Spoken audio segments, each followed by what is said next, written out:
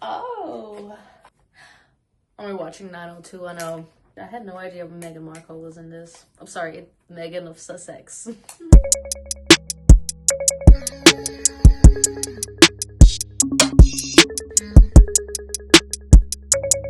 Would a beanie look weird? Yes. Hi guys, welcome to another episode of the Chili Pod. That's what we're calling it for now. I have still no idea. If you have any idea for the name of this pod, give me a shout out in the comments. But we're back once more for another episode. This is episode 8. Guys, I know. I've been basically releasing these every 2 weeks instead of weekly. It's been bi-weekly, but bear with me. At least we're keeping it consistent. I'm just happy that we're still going. It's been a lot of work. It's not easy to juggle all of it. And now I understand when people say consistency. Consistency is so freaking important. Hey, as long as we're going, as long as we're not giving up, we're still going. Wow, I don't even remember where we left off, but we were talking about confidence last week, and boy, what a journey it's been. I know I say this every single week, to be honest. I say this every single week, but boy, what a journey it's been. Seriously, for real. This past 2 weeks have been absolutely insane. I definitely crashed out. I had the worst crash out of my life ever. If I'm being honest with you guys, it's been the worst. I think it all stemmed from a lack of confidence, a lack of self-esteem. I think I told you guys I think I already told you guys, but let me reframe it for the people that don't know. So I was supposed to play violin at my sister-in-law's wedding, which I did. I have a lot of performance anxiety, like debilitating, crippling performance anxiety. And so I also don't have a very healthy relationship with the violin. Lots of trauma, childhood trauma. It wasn't that hard to do, and I'm aware of that. Like, I've been playing violin, like I always say, my whole life. Like, I know how to do this, but my crippling performance anxiety does things to my brain where it really makes me believe that I'm absolutely incapable of doing it. Anyways, I had the worst crash out of my life about 2 weeks ago. I think it was also mixed with PMSing, which, shout out to my mom-in-law. She knew what's up. Like, she was like, look, I understand your points are valid, but you also have to remember that hormones are at play, and it's super valid also that your hormones are basically doing this. I don't know what happened. I think I was freaking out because of what I wanted, what I most wanted from everybody. I was in fight or flight mode already like 2 weeks before the performance itself. Right? Let's start from there. I think deep down I was like begging for somebody to tell me it's okay, Illy, you don't have to do it. You know what I mean? And I think it's such a weird psychology that I feel like if somebody had told me that, I probably would have been like, you know what? I'm gonna do it for you. Like, for some reason, when people take it away from you, like, oh, it's okay, you don't have to do it, then you're like, suddenly your brain now feels more convinced that you can do it. It's not as scary anymore.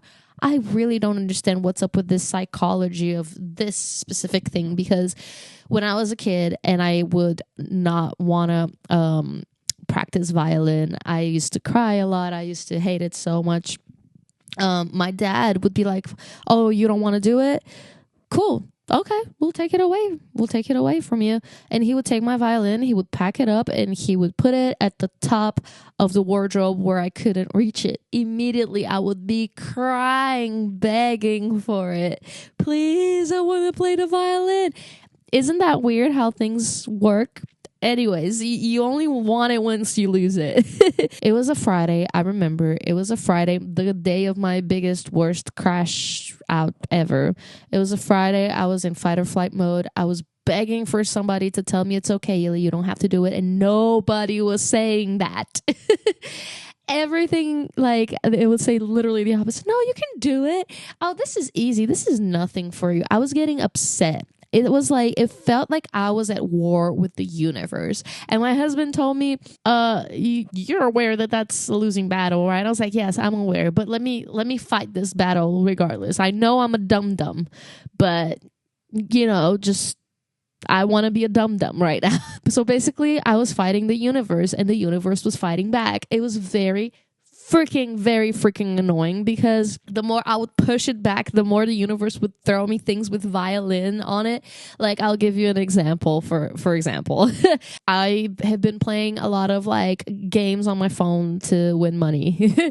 Bingo, Monopoly, and it was, I mean, clearly it was the month of, it was St. Patty's Day. It was St. Patrick's Day. So everything, so it's Irish. So it's like violins were popping up everywhere. I was playing my game, trying to relax from all of this torture in my brain about the violin. And as I'm playing, like little like animations of violins start showing up, and I'm like, okay, I'm just going to ignore that. And then another crazy example. This is something I would never, like, I'm telling you, like, the universe was definitely talking to me. God was talking to me, because I was getting cornered. Oh, girl, I was getting cornered left and right. So I go off the game, right? Like, F this, I'm ignoring. I'm like, okay, violins, whatever. It's St. Patty's Day, whatever. I go on TikTok, right? Immediately after I go on TikTok, and one of my favorite content creators right now, it's this girl that makes Jello. Literally, she makes layered Jello for skin collagen, and it's just very satisfying to watch. And I was watching another of her videos, and mind you, I've been watching her for a while, and she was talking about her Jello, and she was like, oh, people ask me, like, apart from the Jello, she was like, I never thought I would be making this type of content, but people keep asking me, like, if I could do anything else that I would love to do for the rest of my life, what would it be? And she was like, oh, I would love to just play the violin all day. Like, I was like, no freaking way. I slapped myself so hard just now, but yeah, I was just like that. I was like, no freaking way, dude. I really did not expect that. Like, this girl never even hinted that she was a violinist, so she knew how to play the violin or anything like that, right?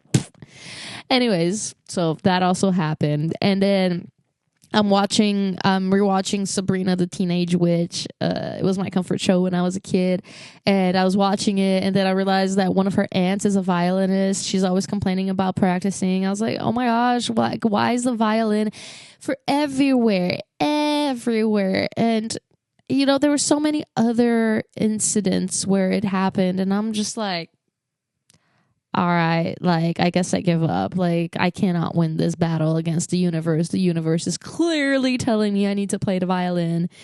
And, you know, during my crash out, I was like, let me I don't know. Let me look on Reddit. Like, maybe there's other people like me. Like, I'm a violinist and I freaking hate it. That's, at that point, I was like that. I was like, I hate playing the violin. Are there any other violinists that hate it as much as I do? Or am I crazy? I went on Reddit. You can find anything on Reddit. I couldn't find that. All the posts were the opposite, were, I love the violin so much. It's so hard. I wish I had the talent, and I don't have the talent. It breaks my heart to have to stop playing. And here I am feeling ungrateful reading this, because I have a very, like, it's easy for me and I have the talent for it, and I freaking hate it. And I felt guilty, and I was like, whoa, hold up. Like, people are actually, they want to do this, and I do it, and I don't want to do it. Anyways, complicated. I went to the gym to try to, like, relax a little, run it off, sweat it out. It did not help. It was the first time in my life where, like, going to the gym and sweating it out, it did not help. I was just as pissed. For some reason, I felt like that, like, I think most of my loved ones' family, I think they kind of felt that something was off, because on this day, during my crash out, during my panic attack, everybody was calling me, like, and I didn't want to talk to nobody. My phone was blowing up. Nobody calls me. My phone was blowing up on this day, and I didn't want to talk to nobody until I was, you know, a little more relaxed. I snapped at my parents. They tried calling me. I picked up for a little bit. I snapped. I was like, I'm sorry, I can't talk to you. Shout out to me and my maturity lately, to be quite honest with you. I've been, like, doing really good with, like, stating where I'm at exactly in the present moment, where I can talk to you like an adult. Like, please understand that right now I'm very emotional. and I don't want to snap at you any further. I'm aware that I'm snappy. Can we talk later? I think this is such a great like tool to have, and I've been using it and it absolutely works. It has made my relationships way healthier. But anyways, I walked back home crying on the street, like walking back from the gym crying, looking like a crazy lady. Came back home, and that's when my full-on panic attack happened. I was like holding on for dear life. My chest was actually very heavy and tight. It felt like a heart attack, but it wasn't. At that point, I forced myself to relax a little bit. I talked to my mom-in-law. She was extremely helpful. And I think at moments like this, actually, it helps me more to talk to my mom-in-law. Like, I love my mom, my real mom, but she's a little tough. So at times like this, like I need somebody more nurturing, and that's my mom-in-law. So I talked to her. She further calmed me down. She told me how to talk to my parents as well, because I was getting a little disrespectful with them as well. And after that, I calmed down and I talked to my mom as well. And moms know best, right? Like, who are we kidding? Moms always know best. And I told my mom everything that was on my mind, and I actually had to have this talk with my parents as well, because I feel like a lot of my trauma comes from my parents. And I'm going to start posting my Artist Way videos on this channel, and you guys will see what I'm talking about, because I share a little bit more in detail and in depth some of my traumas with my parents growing up. And I opened up to them. I was like, look, like I can think of this, and this that happened, and was like other people related. But then I was like, I have to tell you guys you guys have a big part in this. I'm sorry, but you guys did this, and this. And mom, do you remember when you did this? And she was like, I don't remember. I was like, oh my gosh. She doesn't remember. And this has been something that's been in my mind ever since. It's been decades, and it's been in my brain, and she doesn't even remember it. If I had talked to her, I would have known that it's not really that big of a deal. So I had this conversation with them, and it was different. And, instead of them stepping on me how it used to be when I was growing up, now we're all adults, I guess. They've kind of given up on like educating me, and instead they were kind of more soothing. I told my mom that I think it's time for me to start therapy.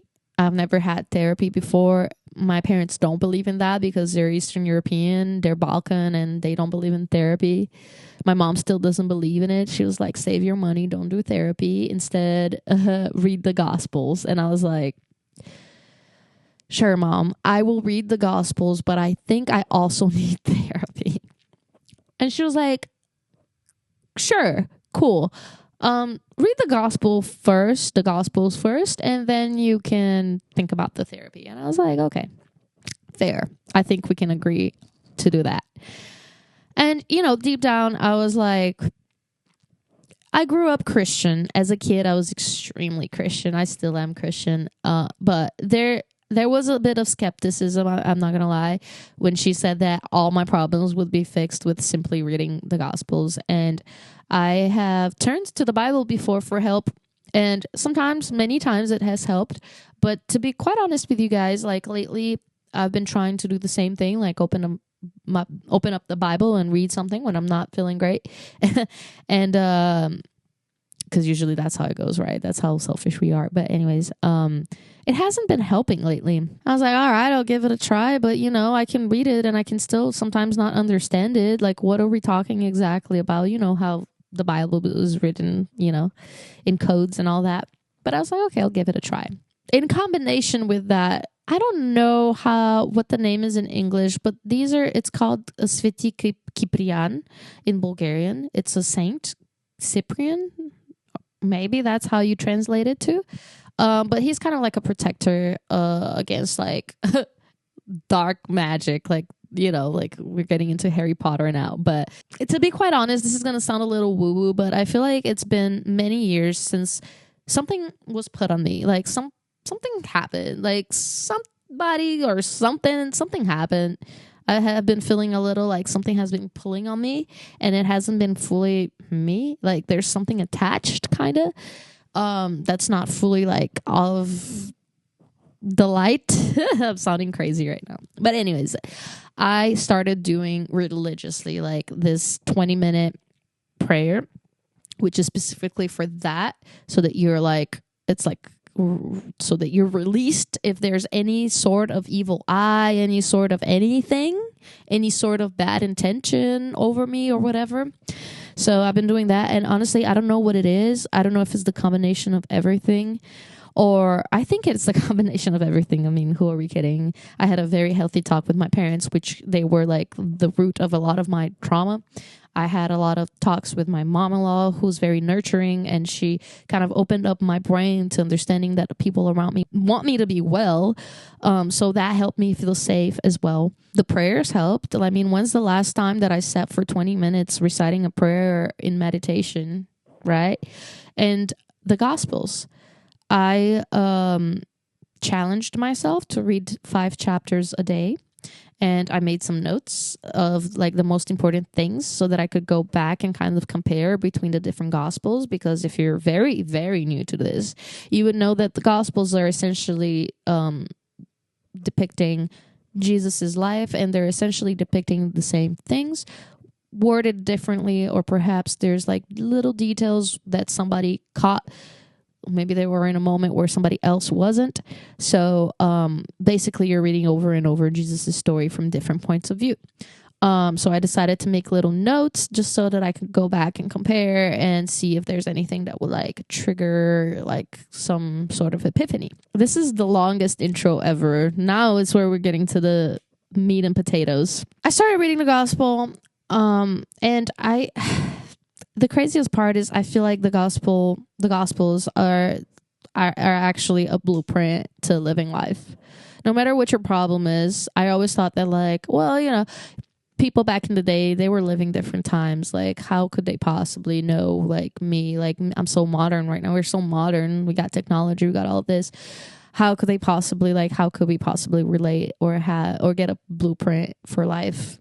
And indeed, they do give you a blueprint for life. And so, plot twist, I had the most transformative 2 weeks of my life. And this is something I've been working on for over a decade. I always felt like something was holding me back. And so I am very surprised to say that, yes, it's true. Like, I was very skeptical about it. But I do think that reading the Gospels did something to me, because I remember very specifically at the end, when I finished reading the first gospel, which is the Gospel of Matthew, I immediately started crying. I don't even know why. I don't know. I just immediately started crying. And my biggest issues for this was an extreme lack of self-esteem and a lot of anxiety, feeling comfortable around people. I was very scared to speak up and just to be myself. I always felt judged. And I really do think that the Gospels are actually a blueprint for how to live your life successfully and make life on earth paradise. You know, some of the things I wrote down, I wanted to share with you guys, because those are the things that made the biggest difference for me. One of the things that made me realize that I should probably stop fighting with the universe was the fact that in the gospel it said that if God is going after you to try to help you, and that basically means that you're important, you're worth it. If he's not going after you, then, actually, yeah, you're completely lost. But the fact that I felt like the universe was constantly going after me and God was sending all these signs and all these people to come to me, I really, at that point, I was like, okay, I'm done fighting. Because also in the Bible, it says that, if God comes to you and you deny him, it's very bad if you do that. It's really, really bad if you do that. So yeah, some repenting needs to happen. Another thing is the temptation going into the desert. And this is something that I really want to share with you guys before all my memory ends, because today I'm really struggling with memory, both on my computer and my phone. So if there's one message that I would like to give you guys about it all, is the the desert and the temptation. I think I saw a video of this guy on YouTube, not YouTube, TikTok. I saw this guy on TikTok. I've been following him. It's been really great, actually. He's very, very, he has got a lot of wisdom. What he said basically is that life, like Israel in the Bible is depicted as like this comfortable space, right? It's a comfortable space. It's a safe space, but it's not a space where you grow. You just stay stagnant. By Jesus going into the desert and being tempted for 40 days, it's basically what we need to do as humans. Just to go back, in the gospel, Jesus keeps repeating, you have to let go. You have to be ready to let go of your old life in order to receive the new life. And that is not going to be easy. You're going to be grieving that old version of you. Going into the desert is you basically forcing yourself to level up, being tempted. In my case, I'm trying to stop drinking. I don't drink a lot, but I do drink every day. And I think to me, that's my own personal desert story and temptation. So going into the desert, I am being constantly tempted with drinking. If I can hold off, and here's the thing, every time we hold off of our temptation, we hold off from temptation. It feels sucky in a moment, but ultimately it feels amazing right afterwards, because it's this amazing feeling of like, I did the right thing. It feels almost more delicious to do the right thing than to like do the wrong thing, because as soon as you're tempted by, biting that apple or like having that sip of liquor, it's only as fun as the anticipation. As soon as you do it, then it's like, oh, I probably shouldn't have done this. Like, it's not as fun anymore. You know what I mean? So that's the temptation. It's you constantly being tempted and being able to stand your ground and choosing Jesus, basically. With every temptation, you have to remind yourself that on the other side is Jesus. He wants you to do good and for yourself. I like to combine a lot of information. It's not just Christianity. Like all these like stories of Christianity, I combine them with all other like things that I enjoy researching about, like synchronicity and the signs of the universe, and even Buddhism and spirituality in general. I think everything is connected, even like what the Egyptians believed. Although I do think that those things shouldn't be mixed, and I need to do a little bit more research on that. According to the Bible and all that. But this is the key. Constantly, you're going to be tempted. You have to hold off of those temptations. Once you fulfill that cycle, you're back home. You're back in Israel, but you've leveled up. It's not easy to level up. Leveling up does not come easy. You're not going to be comfortable leveling up. You're going to be at the same space. And if you're pushing yourself and denying, again, back to the whole self-denial thing, I fully believe the desert days and the temptation days are the self-denial. And I'll go back again. If you can self-deny yourself, you're a superhuman being. You actually can transcend, like closer to Jesus level. I think the purpose of it all is for all of us to transcend to Jesus level. I think that's what Jesus wanted us to do. And it's not easy, although the blueprint is extremely easy. And I'll give it to you right now. Like, I mean, I'm not perfect. Like, you should read yourself the Bible and the Gospels. But to me, it's quite simple. Open up your heart as much as you can, where love dominates inside your heart. Look at everybody as your family. All human beings are your family. We're all family. So love, everybody's your family. Again, love, self-denial, not giving into temptation. And here's the most important one, fully believing. Here's another thing I took out from the gospel that like I'm constantly reminded of. You don't need to do a lot, for getting the help that you need from God. You don't need to jump 3 times or do all of these woo, like, you know what I mean? All you have to do is believe fully in your heart. That's it. It's that simple, but it's also not as simple because you have to fully believe, and it like you can't fake that. So you have to really dig in and you repent and do whatever work you need to do. With me, like I said, for some reason, I just started crying at the end of the first gospel, and I think that really opened up my heart. And I think the discipline of forcing myself to read the Bible every single day in the morning, putting it as my priority, first things first, prayer and Bible, then everything else comes. I think doing all of these things at the end of the day, you start hearing God constantly. It's like you're constantly walking with God. In my head, I could constantly hear God and Jesus mostly. And I think here's the other thing. I've always in my life talked to God, and I never thought about talking to Jesus. And after reading the Gospels, I realized that actually talking to Jesus is actually the quickest way to get there. Like, it's the quickest way to get your message across and to have it like heard. So it's been great. I've been talking to Jesus a bunch, and it's been a fun time. We have fun, we laugh, and he's very funny. He's been sending me signs, and I think one of the coolest things about life is really seeing like these signs from like, from the beyond.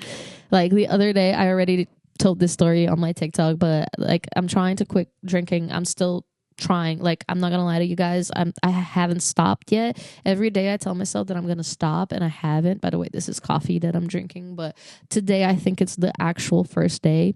But I went to Publix to get myself a Coke as a treat instead of a beer, and all the Cokes were gone. The only one that was available was a Coke that said share a Coke with Luke, and I'm reading Luke right now, so I thought that was like such a cute little like wink wink moment between Jesus and I, you know what I mean? I thought that was so sweet. And confirmation. It's always nice to have confirmation. But yeah, once you fully tap in and you feel like you're constantly talking to Jesus, I feel like everything you do is kind of going to be guided. You have to be aware and listen. What's the point of having that intuition within you, but not listening? And I think that's also what it says in the gospel.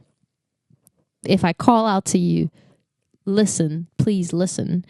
Don't deny me. You know what I mean? Don't deny me, because it's going to be bad for you later on. I was starting to become very bitter as a human being, and that transformed my life into absolute hell on earth.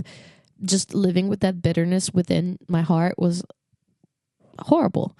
I started feeling, and I'm gonna say it straight up, I think it was jealousy, like looking at other people, especially like in the music industry, a bunch of like up and coming artists, and just seeing and like feeling disgusted about it all, and just feeling bitter and feeling hurt and jealous. A lot of negative emotions. I think that was eating me up on the inside, and bitterness would bring me more bitterness. Yeah, it was not a vibe. So after reading the gospel, it opened up my heart, because now I see these same people that used to annoy me so much, and I don't think anything of them. Like, I would rather not think anything than think anything negative, or having to force myself. I'm not at a stage right now where I can, like, I'm still a baby basically. I feel like a baby in this journey. So it's, at least I'm happy that whenever I see something that could trigger me to have like jealous emotions or bitterness, or be like, this is horrible, judgments, I just scroll, and I don't think, don't have an opinion about it. It's not my life.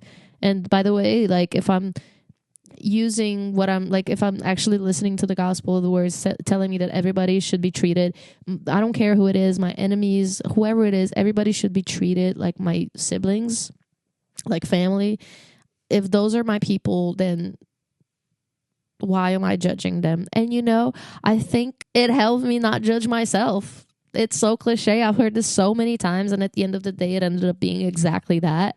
But it's a different thing once you actually understand it, It's very important to be aware of our own thoughts. And toxicity is quick. Toxicity is very quick to get, like, injected within, You have to be very aware. You have to have, like, a little policeman in your brain, like, ready, like, yo, careful with those thoughts, please. Yeah, like, let me read some of the things that I took out from each chapter. So it's usually 14 generations between each main character. So it's Abraham, then we have 14 generations goes into David. You get another 14 generations that carry it goes into the carrying away into Babylon, and then 14 generations, and then you get Christ. So I thought that was very interesting. I don't know what's up with the 14 generations. There must be something with that number, because it's way too perfect to be like just a coincidence, right? Chapter 2, I pointed out that the gold, frankincense, and myrrh, like I figured there must be something important about that, and I found out that actually frankincense and myrrh are very important for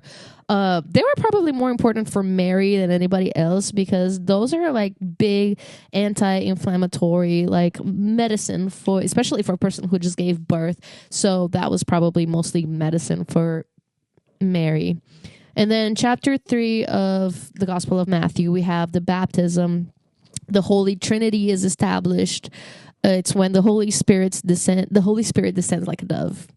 And, this happened to me last week, actually. I felt very emotional suddenly. And I opened a TikTok of this man talking about Jesus.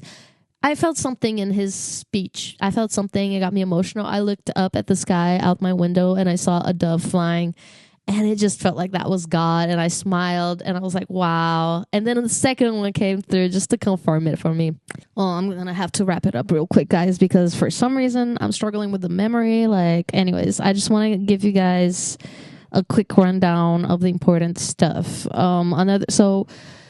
Not judging people, not being bitter towards other people made me love myself more and be kinder to myself as well. And then the other thing that the gospel says that was very interesting to me, it says that our eyes are like the lamp of our body. So whatever we see and ingest, that's what it's gonna like reflect within our body. So if you're watching like very sad things about murder, like murder documentaries, things like that, we're basically like making everything dark within us. And if we're looking at things, reading things, or listening to beautiful music, things like that, we're filling our body with light. And I started being more mindful of the things I ingest as far as content, and it actually makes a huge difference, guys. I gotta say, for some reason, we like things that are toxic to us.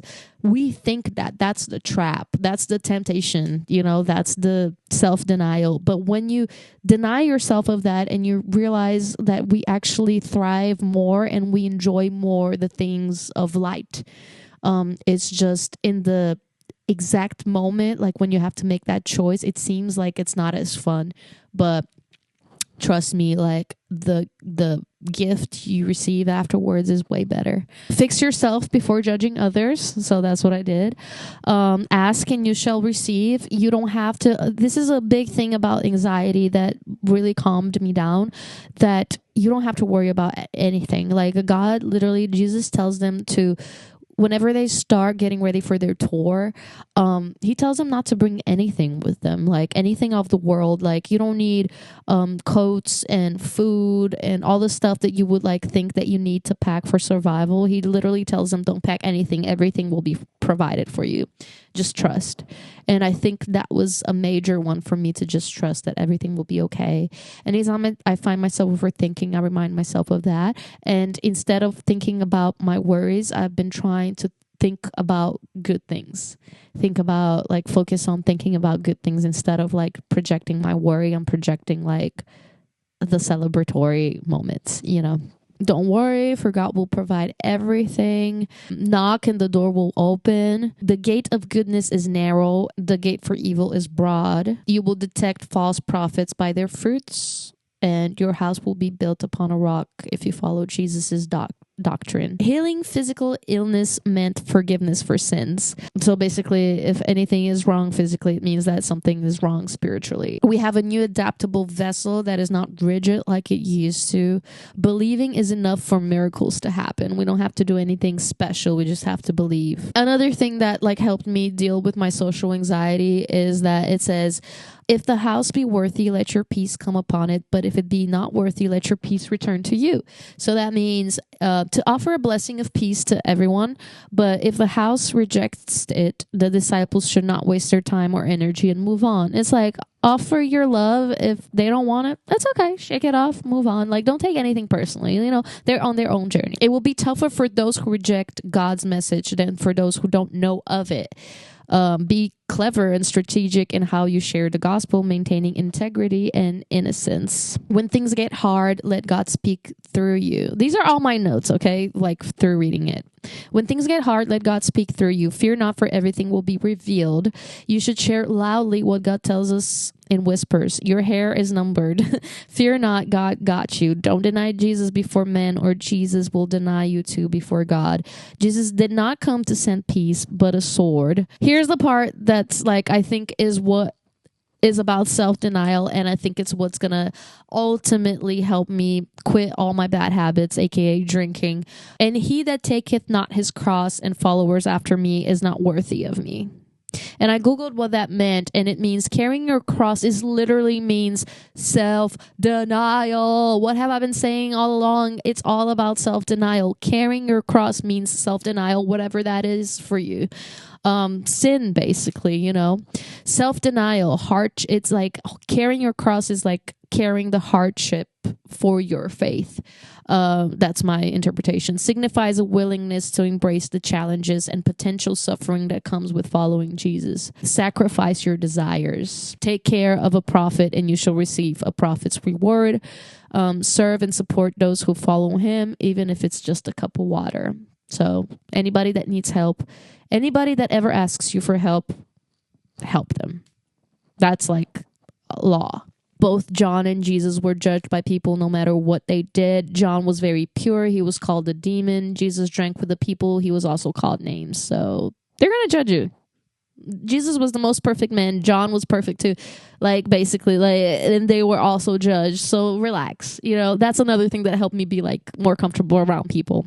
Jesus expresses gratitude to his heavenly Father, praising him for revealing spiritual truths to humble, childlike individuals while concealing them from those who are wise and learned. Yes, the childlike thing, I've been trying to go back to myself as well as a child, because I remember feeling so free and so happy. So I think it has something to do with walking with Jesus. I think when we walk with Jesus, we become like children again. And ultimately, that's when I was happiest. Chapter 12, God values compassion, and genuine relationship over strict adherence to religious rituals or laws. We talked about this already. It's easier. It's malleable. We don't have to do extra stuff to be saved. He that is not with me is against me. That's a big one. Remember that. All sin shall be forgiven unto men, but blasphemy against the Holy Spirit shall not be forgiven about men. This is one of the few times where he says something that is like, if this happens, there's no forgiveness. And that's why I put it in bold. And I think it should be remembered. Blasphemy against the Holy Spirit shall not be forgiven unto men. This means a persistent rejection of God's truth, not listening to your inner voice / intuition. It also means a hardening of your heart. It means you're not listening to your intuition, to your heart, or anything. And that is death. The tree is known by his fruit. Be impeccable with your words, for you will be judged for everything ever said. That's another thing that's extremely important. It says it also in the 4 agreements. Be impeccable with your word. I guess that's very important. Believers or non-believers will coexist until the end of times, when God will separate them for judgment. The harvest represents the end of the world, which leads me to come to the conclusion that I think that people that are deceased, they're somewhere waiting for judgment time still, until it's the end of everything, and then we will all be judged at the same time. So, hey, Granny, I know you're waiting. Jesus emphasizes the importance of inner purity over outward rituals and traditions. That's it. You just need inner purity. You don't need crystals. You don't need to light things on fire, all that witchy stuff. Leave the haters alone. They will all fall on their own. The words are extremely important. It's more important than what we consume. Words are more important than what we consume as far as food. Because the words come from the heart. Savor the things that be of God, not those that be of men. And quote from the Bible, if any man will come after me, let him deny himself and take up his cross and follow me. For whosoever will save his life shall lose it, and whosoever will lose his life for my sake shall find it. And this was the passage that did it for me about quitting my bad habits and quitting drinking. I have to lose myself. I have to lose the life that I know. I have to lose whatever I have built for myself as far as my identity, and find my brand new identity. Hey guys, so this is Chili from the editing room. I just finished editing this latest episode. I had a lot of technical problems with this recording because I kept running out of storage space. So I didn't get a chance to wrap it up. So hi, this is me wrapping it up. I just wanted to say one thing, guys. I tried to get more into the details, and I know it's a lot, and ultimately all I want to say is you should read it. You should read the Gospels on your own. Nothing will help you like reading it for yourself, okay? It's just something magical happens once you read it. It's the ritual of it, I guess, maybe. I don't know. But that's all I wanted to say. Go for it. You have nothing to lose. I was wondering if you guys wanted to hear a little bit more about Bible studies and things like that. I really enjoyed making this type of content. So if you enjoyed it, leave a comment below. Don't forget to subscribe. Love you guys, and I'll see you soon. Bye. I really like my odds. I'm better in my health. Still smoking on my drugs. I play the cards that dealt.